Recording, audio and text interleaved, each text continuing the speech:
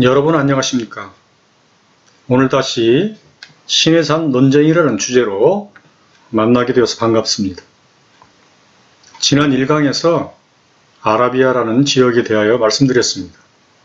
과거 성경시대의 아라비아와 현재 아라비아 반도가 역사적으로 어떻게 변해왔는지, 그리고 성경 갈라디아에서 말하는 아라비아는 지금의 사우디아라비아가 아니라는 것에 대하여 여러가지 예를 들어서 말씀드렸습니다. 오늘은 1강에 이어 계속적으로 떨기나무 저자의 주장에 대하여 제 견해를 말씀드리도록 하겠습니다. 화면에 보시는 지도는 마다바 지도라는 것입니다.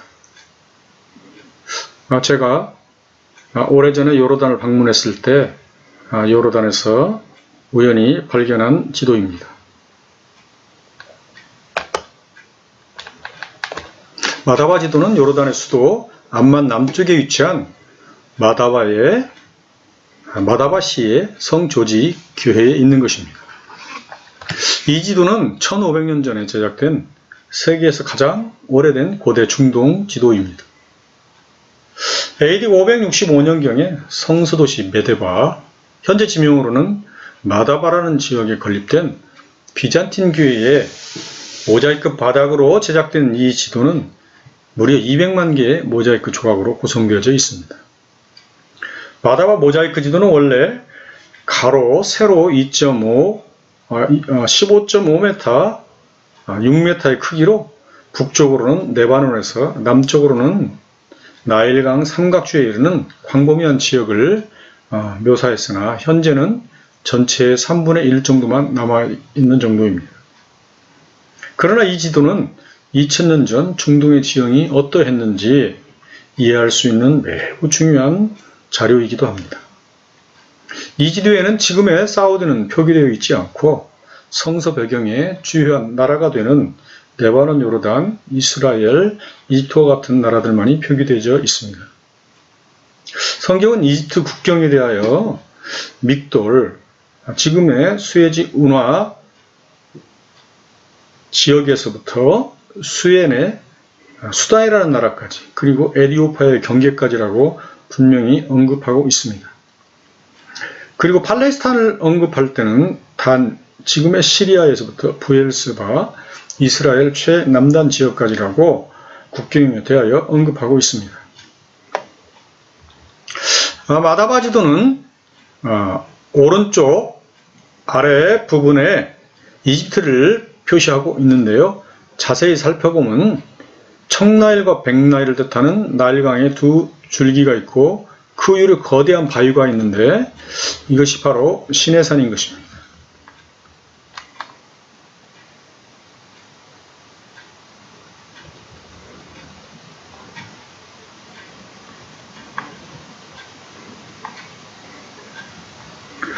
세계에서 가장 오래된 고지도 마다바 지도에서도 시내산은 이집트에 있었음을 분명하게 증거하고 있는 것입니다. 고센 땅에 대해서 말씀드리겠습니다. 왜 하나님은 이집트의 고센을 야곱과 그의 자손들의 정착지로 결정하셨을까요? 고센이야말로 아브라함에게 약속했던 자손 번창의 약속을 이루기 위해 최적의 장소이기 때문입니다. 지금 화면에서 보시고 계시는 이 사진에서처럼 로마 제국 시대에는 이집트 고센 땅이 로마 전 제국을 먹여 살릴 만큼 농작물과 각종 과일, 채소가 넘쳐나는 곳이었습니다. 지금 현재도 이 고센 땅에는 1년에 3번 산모적으로 농사를 짓고 있습니다. 뿐만 아니라 고센은 시나이 반도 바로 그 초입에 있기 때문에 몇 시간이면 출애굽이 가능한 지역이기도 합니다. 430년 후를 내다본 하나님의 안목인 것이죠. 그리고 중요한 것은 육신을 위해서는 이처럼 풍부한 농산물이 필요했고 영적으로는 하나님을 예배하는 제사의 필수품인 양의 피가 필요했습니다. 고센 땅은 유일하게 이집트 안에서도 이처럼 농업과 그리고 베두인들의 목축이 가능한 지역인 것입니다. 인구 번창과 영적인 믿음 유지를 위하여 고센은 하나님이 정하신 축복의 땅이요 약속의 땅 가나안까지 가기 위한 마치 인큐베이터와 같은 역할을 하는 땅이 바로 고센 땅인 것입니다.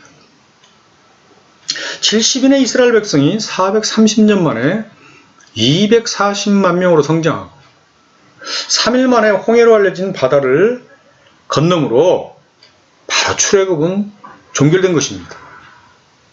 그러므로 고센은 이집트 홍해를 건넌 분명한 증거입니다. 그러나 여기서 이집트 홍해는 성경 번역 과정에서 일어난 오류로 인하여 잘못된 부분이 있습니다.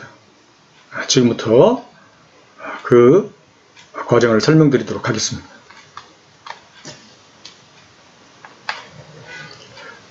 지금 사진에서 보시는 것처럼 맨 위에 얌스프 갈대아 바다라고 하고요. 또 다른 이름은 팀사 호수, 곧 팀사라는 말이 악어라는 말인데요. 악어 호수라는 이름을 가지고 있는 호수입니다. 깊이 수심은 40m이고요. 폭이 2km 정도 되는 호수입니다. 그리고 그 밑으로 이제 이집트 홍해가 있죠. 그리고 시나이반도 중심으로 우편에 떨기나무 저자 김승학 씨가 주장하는 사우디 홍해, 바로 이스라엘 백성들이 이 사우디 홍해를 건너서 지금의 사우디 쪽에 있는 시내산 알라우즈 산에 갔다라고 주장하는 것이죠. 자, 홍해를 가르신 이에게 감사하라. 그 인자하심이 영원함이로다. 시편 136편 13절 말씀입니다. 우리말 성경에는 이스라엘 백성이 건넌 바다를 이 본문처럼 홍해라고 번역하였습니다.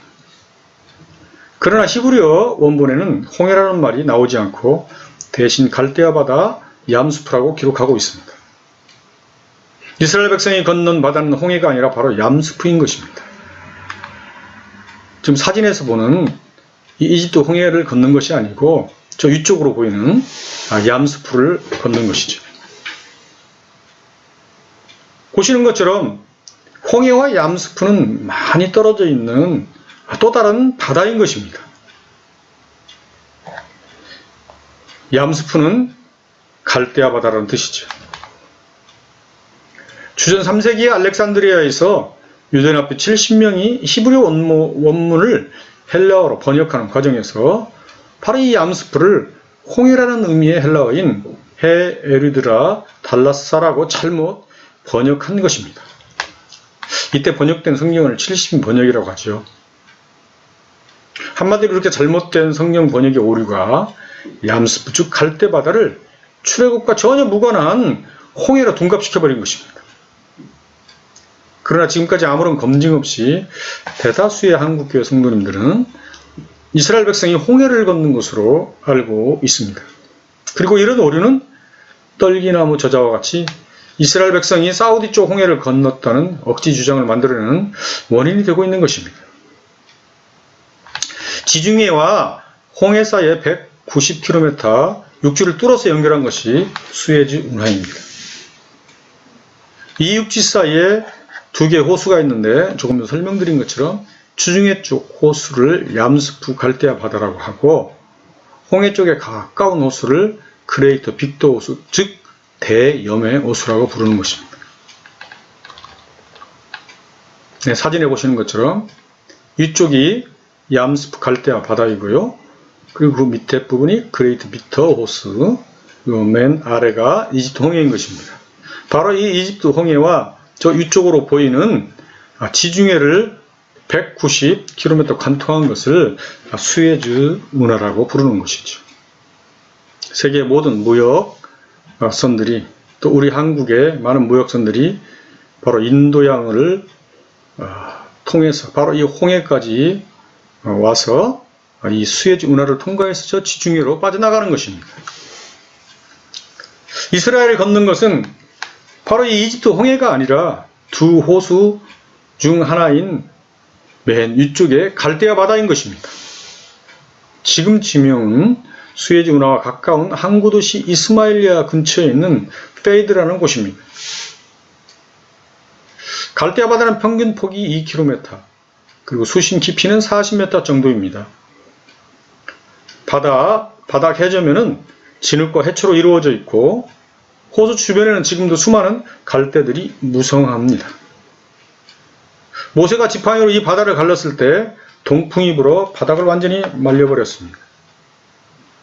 바닥은 마치 볏짚을 넣어 만든 흙벽돌처럼 되어져서 240만 명의 백성, 피난 짐을 운반하는 수레, 그리고 수레를 끌고 가는 소와 같은 짐승들이 하나님을 찬양하며 무난히 이 강을 건넜던 것입니다. 동풍과 진흙, 수초 그리고 갈대가 어우러져서 하나님의 홍해 기적을 일으킨 것이지요. 하나님의 기적은 이처럼 주변 환경을 기가 막히게 재조성하는 데서 일어나는 것을 알 수 있습니다. 말씀드린 것처럼 갈대바다의 평균 수심이 40m이면서 경사도 원만하여서 어린아이도 부담 없이 바다로 들어가고 다시 나올 수 있는 구조를 가지고 있습니다. 그러나 떨기나무 저자가 주장하는 사우디 홍해의 구조는 이와는 너무나 다른 것입니다.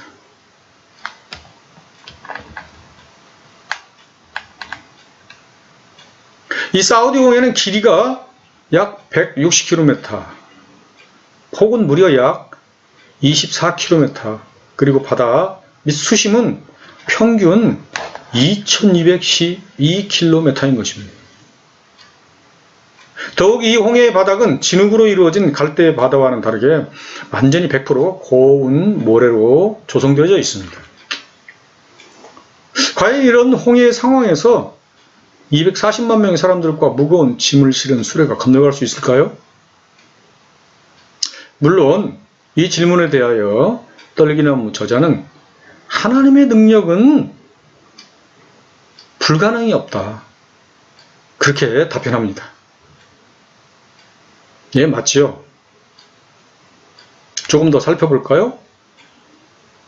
그런데 이 모래는 진흙과는 다르게 아무리 동풍이 불어도 단단한 도로가 되지 않는 것입니다. 아무리 물을 붓고 수초를 넣어도 뭉쳐지지 않는 것이죠. 이런 홍해에서는 사람은 물론이거니와 무게가 많이 나가는 수레바퀴는 모래에 묻혀서 한 걸음도 앞으로 진행할 수 없는 것입니다.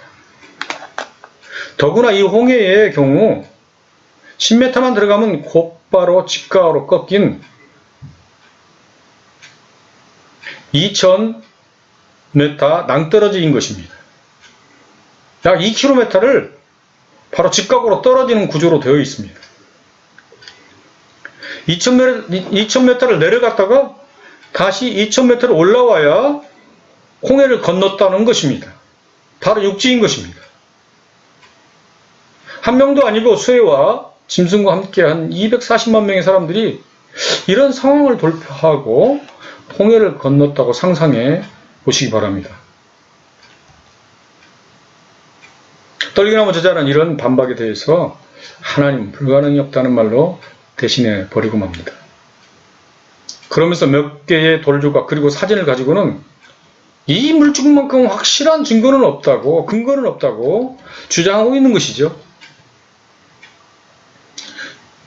이상의 홍해 상황 연구 결과를 보더라도 이스라엘 백성이 건넜다는 홍해는 이집트 이스마엘 항구 도시 인근의 페이드라는 지역에 있는 갈대아 바다가 분명한 것입니다. 그러므로 사우디아라비아에 신의 산이 있다는 주장은 설득력이 없는 것입니다. 이제는 피아 히롯이라는 지명이 어디에 있는가 살펴보도록 하겠습니다. 이스라엘 자손에게 명령하여 돌이켜 바다와, 여기서 바다는 조금 전 설명드린 것처럼 갈대아 바다를 말하는 것이죠. 바다와 믹돌 사이의 비하이롯 앞 바알스본 맞은편 바닷가에 장막을 치게 하라. 본문에 나타나고 있는 비아 히롯이라는 지명은 지난번 강의에서 말씀드린 믹들과 함께 시내산 논쟁을 풀 수 있는 아주 중요한 지명입니다. 이스라엘 백성들이 홍해를 건너기 전에 비아 히롯에서 진을 쳤기 때문입니다. 출애굽기 12장 2절입니다. 비아 히롯은 지금의 수에즈 운하 근처의 어떤 지점을 가리키는 것입니다. 비아 히롯은 히브리어로 피하트로에서 온 말로서 그 뜻은 하트로 여신의 집이다. 하트로 여신의 신전이다. 피는 집을 뜻하는 것이기 때문에 그렇습니다. 바로 비아 히롯 이곳을 찾으면 이스라엘 백성이 홍해를 건넜다는 도화지점은 저절로 해결될 것입니다. 하트로 여신은 암소 또는 뿔에 관을 쓴 여인의 모습으로 나타나고 있습니다. 이집트 카이로 고고학 박물관에 가면 신왕국 그 전시실에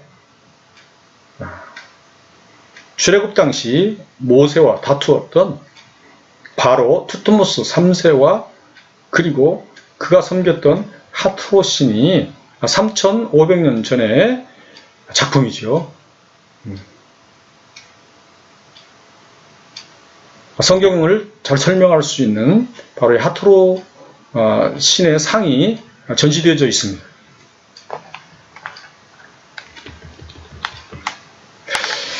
시내산에 도착한 이스라엘 백성들이 하나님의 계명을 받으러 시내산에 올라간 모세가 내려오지 않자 불신앙으로 변하고 출애굽 당시 가지고 나왔던 모든 금을 모아서 만든 소 형상의 우상이 바로 지금 사진에서 보여지고 있는 하토로 신과 연관이 되어져 있는 것입니다.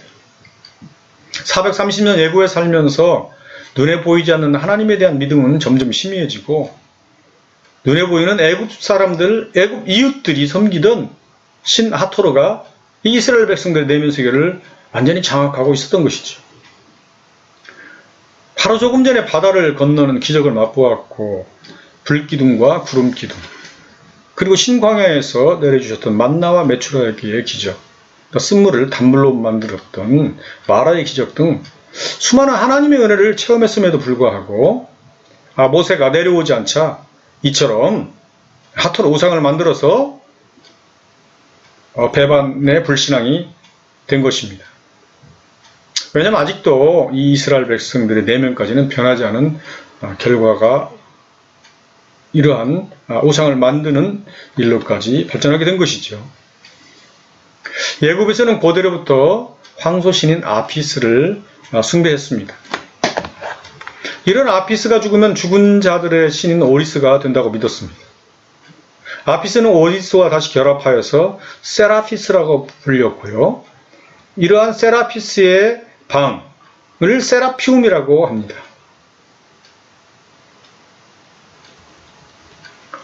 이렇게 황소에게 제사를 지냈던 마을의 이름도 세라피스였습니다. 그런데 이집트 갈대아 바다 얌스프 호수와 가까운 곳에 세라피스라는 마을이 있습니다.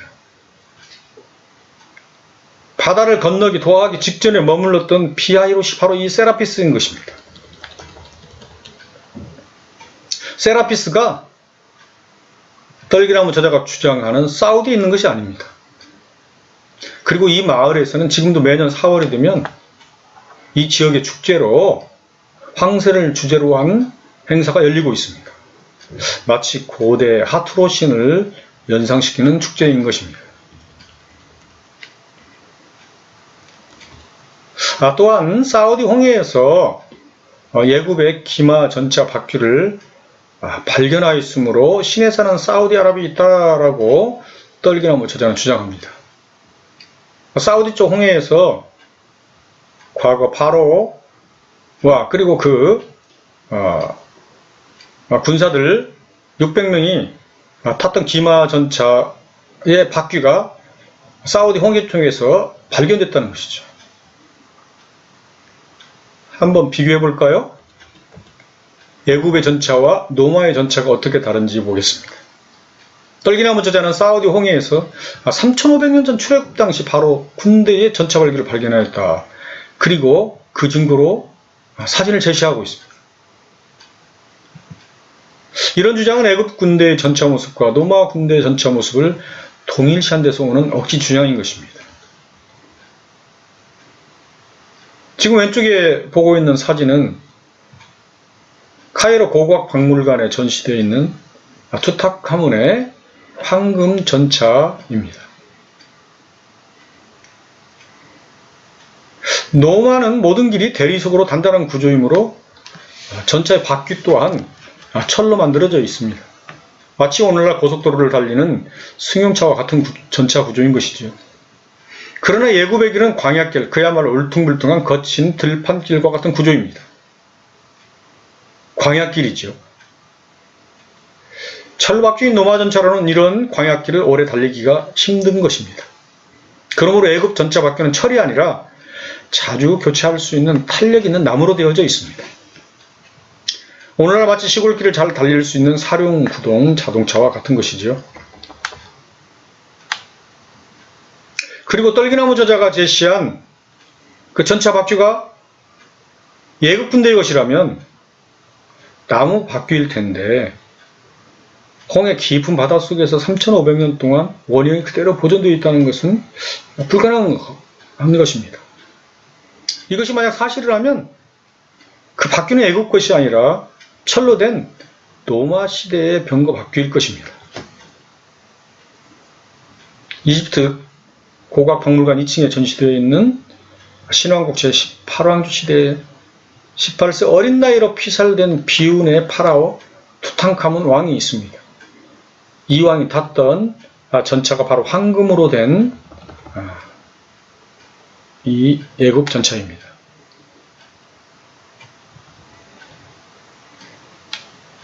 이 전차의 바퀴는 물론 나무로 되어져 있습니다.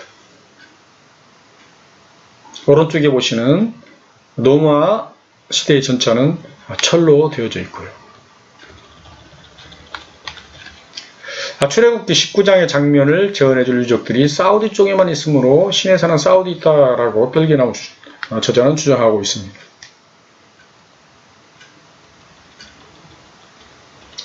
그는 계속 이어서 이스라엘 정부가 6.1 전쟁을 통해서 시나이 반도를 점령하고 1982년 4월까지 15년 동안 조상들의 이스라엘 백성들의 출애굽 흔적을 찾았다는 것입니다. 그러나 이 시나이 반도를 이스라엘 고고학자와 지질학자들이 바둑판 쪼개듯이 면면이 뒤졌으나 광야 생활 40년의 흔적은 하나도 발견하지 못했다는 겁니다. 그러므로 지금의 이집트 시내사는 가짜라고 주장하고 있는 것입니다.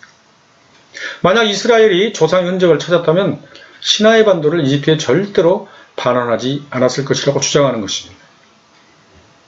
이집트는 6.1 전쟁 때 빼앗겨버린 시나이 반도를 1978년 카터 미국 대통령의 중대로 다시 이스라엘로부터 반환받는 캠프 데이비드 협정이라는 그 협정을 통해서 평화 조약을 맺고 다시 시내산을 돌려받았습니다. 만약에 시나이 반도에 시내산이 있었다면 이처럼 이스라엘이 이집트의 시나이 반도를 돌려줄 일이 없다라고 주장하는 것이죠. 자, 그러나 출애굽과 지금 현 시대에는 3500년이라는 장관 세월이 흘렀습니다.